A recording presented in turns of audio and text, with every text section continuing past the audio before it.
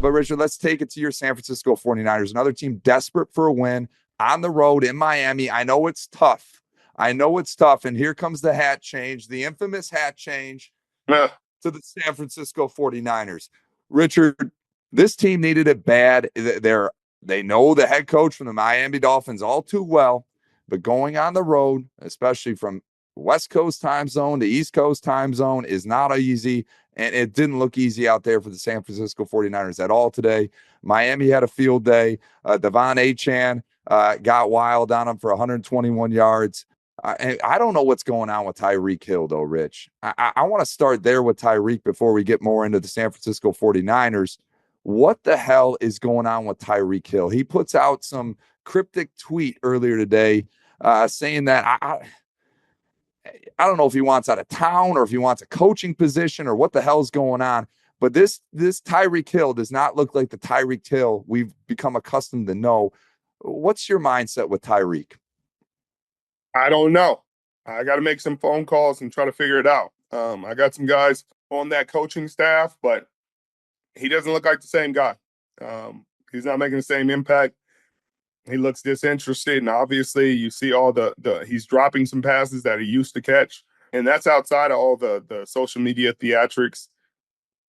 He's just not playing well, and they're winning almost in spite of him in his performances. Tua Tagovailoa, 22 of 34, 215, one touchdown, no interceptions, but they need more out of him, and they're starting to lean on guys like Jonnu Smith, who's had 6 catches for 62 yards, a couple crucial catches in that game. But Devon Achane also 6 catches for 70 yards, starting to become a real factor in the passing game. This was a tough one to watch, and I'm not sure what's going on with Tyreek Hill, but they didn't need him. They didn't need him today. Their defense put enough pressure on this San Francisco offense that's going to have to be a point of concern this offseason. Like, even with Trent Williams coming back, the rest of this offensive line needs to be talked about. It needs to be addressed. Like, there should not be unless we get rid of a couple guys, there should not be another position that they focus on more than the offensive line. And I know you can't just draft them 1, 2, 3, 4, 5, 6, but that's what I would do. We're going to hit on one of them. Like, I'm focusing every bit of free agency, every bit of offensive line, defensive line. The rest of it, I think they got great guys there. Debo had a really good game, 7 catches for 96 yards, 5 rushes for 25 yards. He looked motivated. He looked passionate. He looked like a guy trying to prove a point, trying to make up. He literally caught the same pass that he dropped last week versus the Rams and took it for a touchdown. You could see fight through everything to get that touchdown. Had another big play on a 3rd down that got called back because of an illegal formation that really frustrated Kyle Shanahan. But at this point, this season is a wrap. Guys are playing for pride and playing to see who really wants to be on this team next year.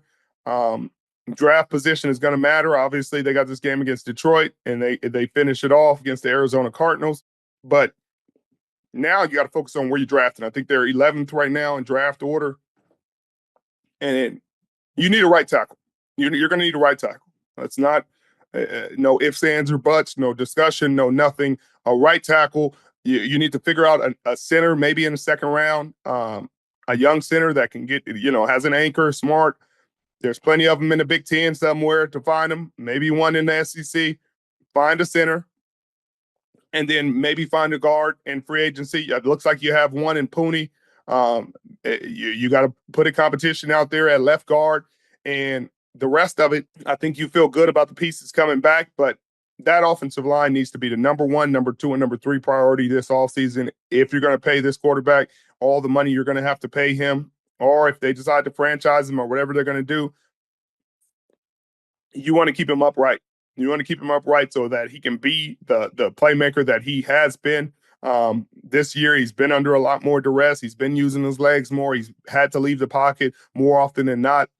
It hasn't been great, and a lot of it is because the offensive line hasn't been strong. And without Trent, it's looked even worse. Jalen Moore came out, and now it looks Spencer Buford went to left tackle, and it was a rough game in that regard. They put a lot of pressure. Jordan Brooks had a sack. Zach Sealer had a sack. Chop Robinson had a sack. And on the opposite side, the San Francisco 49ers defense had no sacks.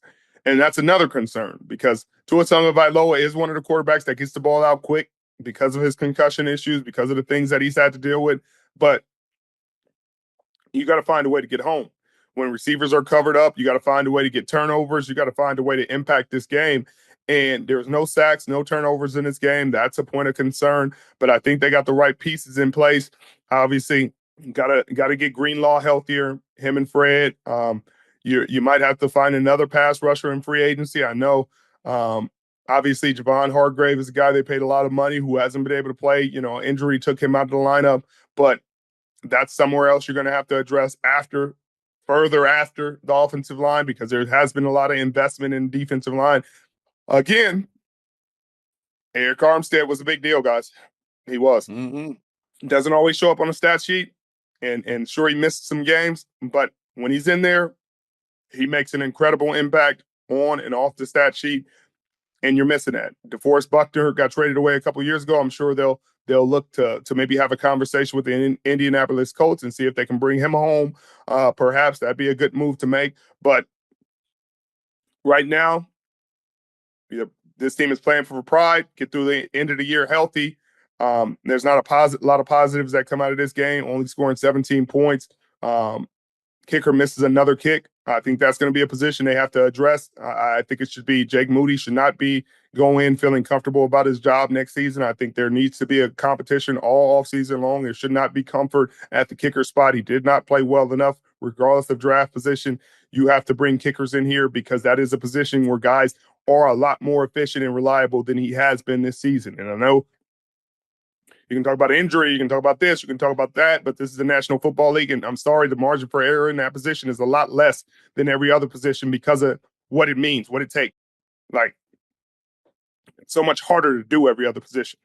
Now, it's not saying kicker's an easy position, but there are guys that become kickers a few years before they come into the National Football League and do the job at a high level. There are very few other positions in the National Football League you can just kind of learn as you go, kick a few balls, and then become an NFL kicker. You're not becoming an NFL corner that way.